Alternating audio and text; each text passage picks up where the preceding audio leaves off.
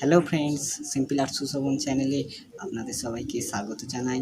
আপনারা কেমন আছেন? আশা করছি আপনারা সবাই ভালোই আছেন। তো আজকের ভিডিওতে কিছু অন্যরকম হতে চলেছে। অর্থাৎ আমি প্রতিদিন পেন্সিল কাগজ নিয়ে ওয়াটার কালারের মাধ্যমে কালার করে দেখাই, বাট আজকে আমি অন্য কিছু করব। তো আপনারা নিশ্চয়ই খেয়াল করেছেন আমার ব্যাকগ্রাউন্ডটা আমি কোথায় আছি। তো আমি আজকে আমাদের বাড়ির সামনে নারায়ণ ঠাকুরের মন্দিরে আছি। অনুরোধ আপনারা আমার পুরো ভিডিওটা দেখুন। আমি কিন্তু কোনোদিনও এরকম দেয়ালে আঁকিনি, এই প্রথমবার।